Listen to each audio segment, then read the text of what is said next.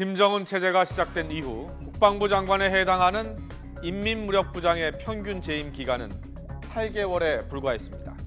지난달 30일 현영철 인민무력부장을 처형한 것까지 포함하면 40개월 동안 5명의 인민무력부장을 바꾼 셈입니다. 김정은 체제의 첫 인민무력부장은 김영춘이었습니다. 김영춘은 1990년대 후반 김정일 체제의 반기를 들고 쿠데타를 모의한 8군단 사건을 사전에 발각해서 제압함으로써 김정일의 총애를 받으며 승승장구한 인물입니다. 하지만 김영춘은 집권 넉 달 만에, 부임 넉 달 만에 물러났습니다. 그리고 그 뒤를 이어받은 김정각, 인민무력부 부부장으로 무려 10년 넘게 근무를 했지만 인민무력부장이 된 뒤에 7개월을 넘기지 못했습니다. 그리고 그 뒤를 천안함 폭침 사건과 연평도 포격전을 지휘해 김정일의 총애를 받은 김격식이 뒤를 이었습니다. 그 역시 6개월밖에 자리에 있지 못했습니다. 그 뒤로 장정남이 인민무력부장에 올랐지만 13개월 뒤 결국 상장, 별 셋으로 강등돼 야전부대 군단장으로 자리를 옮겨야 했습니다. 또 지난해 6월 인민무력부장에 오른 현영철도 10개월 만에 처형을 당하게 된 겁니다. 이 같은 행보로 본다면 인민무력부장에 오른다는 것은 독배를 마시는 것과 다름이 없어 보입니다. 특히 현영철의 처형은 기존의 모습과는 달랐습니다. 더 잔인하고 더 포악해진 김정은의 공포정치를 단면으로 볼 수 있는 대목이었습니다.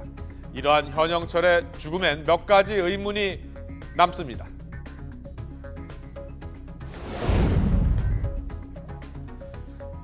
현영철의 처형이 충격적이고 또 의문이 가는 이유는 그 방식 때문입니다. 그냥 총살이 아닌 비행기를 쏘는 고사총으로 사람을 죽였다는 겁니다.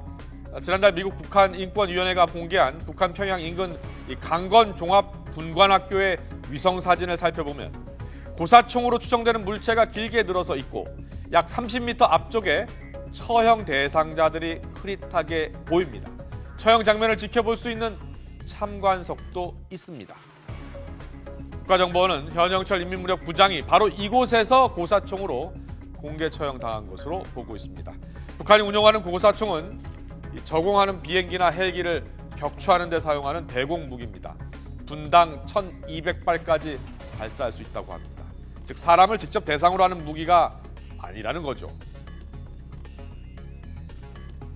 2013년에 김정은의 발언을 좀 주시할 필요가 있습니다. 반역자는 이 땅에 묻힐 자격이 없다. 흔적 없이 없애라. 그 이전의 처형 단계는 이성호 전 참모장 같은 경우 그냥 단순히 총사령 이렇게 되는데 이 시점부터 이렇게 알려진데 이 소위 말해서 교시를 내린 다음부터 저런 잔혹행위들이 일어나고 있거든요. 네. 그런데 국정원에 따르면 공개 처형 당시 대상자 가족까지 참관시키고 처형 후에는 화염방사기를 동원해서 시신의 흔적을 없앴다고 하는데요. 또 처형 전에 참관인들에게 고개를 숙이거나 눈물을 보이지 말라고 경고했다고 합니다. 일반적인 상식으로는 상상조차 하기 힘든 상황입니다.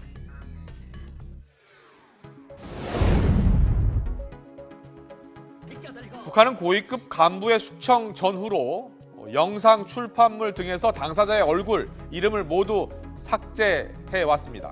예를 들어서 이형호 총참모장은 해임 후 6일 만에 김정일 기록 영화에서 삭제가 됐고 장성택은 처형 5일 전 김정은 기록 영화에서 삭제가 됐습니다.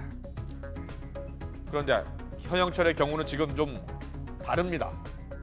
숙청 보름이 지난 오늘까지도 현재 노동신문 사이트에서도 현영철이 등장하는 사진 관련 기사가 검색이 되고 있습니다. 때문에 일각에선 국정원이 충분히 검증하지 않고 현영철 숙청 발표를 한 것이 아니냐는 지적도 제기되고 있고 현영철이 살아있는 게 아니냐는 의문도 나오고 있습니다. 김정은 체제 들어와서는 그런 현상이 나타났는데 아버지인 김정일 체제 때도 모반 사건이 몇 개 있었습니다. 1992년 모스크바 푸른제 공관학교 출신 안정호라는 사람이 있었는데 굉장히 네. 군의 엘리트였는데 이 사람도 모반 사건에 연루됐는데 그때 처형을 했어요. 근데 몇 개월 동안 사실 기록 영화에는 그냥 계속 등장을 시켰어요. 왜냐하면은 현영철 같은 것도 처형 사실은 우리는 알겠지만은 북한 인민들이나 북한 일반 하전사들은 모를 개연성이 아주 높습니다. 왜냐하면 군의 동요가 있기 때문에요. 또 하나 주목할 부분은 우리는 북한 조선중앙 TV만 보고 있는데 북한에도 이 사회상을 보면 북한 내부에도 TV 방송국이 4개 있거든요. 그러니까 조선중앙 TV는 대외용 기록물을 많이 합니다. 많이 하는데 북한 인민들한테 우리가 다른 방송국들이 어떤 보도를 하는지 전혀 모르기 때문에 예. 그런 식으로 단정하는 건 좀 네. 지나치지 않을까 생각이 듭니다.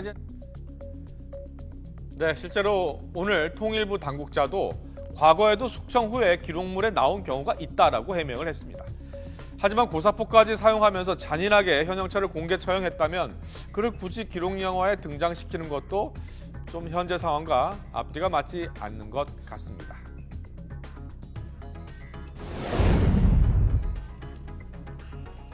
지난 2013년 처형당한 장성택은 중국과 친분이 깊었죠. 장성택이 처형된 뒤 북한은 중국과의 관계가 소원해졌습니다. 그리고 북한은 러시아와의 관계를 강화시키려 노력했습니다.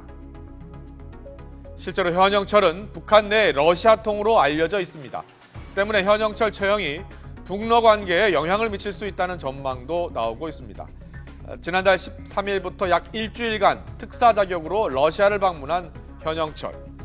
특히 처형된 날로 알려진 지난달 30일은 러시아 정부가 김정은의 방러가 무산됐음을 공식 선언한 날이기도 해 이 현영철 처형이 김정은의 러시아 방문 무산과 관련이 있는 것 아니냐는 분석도 나옵니다. 자, 이런 정황으로 볼 때 설사 김정은이 러시아와의 관계에서 원하는 것을 얻지 못했다 하더라도 현영철을 바로 공개 처형하는 것은 러시아에 대한 외교적 결례가 될 수도 있습니다. 따라서 그러한 외교적 위험까지 감수하면서 김정은이 현영철을 잔인하게 죽일 수밖에 없었던 이유, 그 이유는 아직 정확히 밝혀지지 않았습니다. 다만 집권 4년 차인 김정은, 이 김정은 체제가 여전히 불안정하다는 것을 정면으로 보여주고 있다는 것은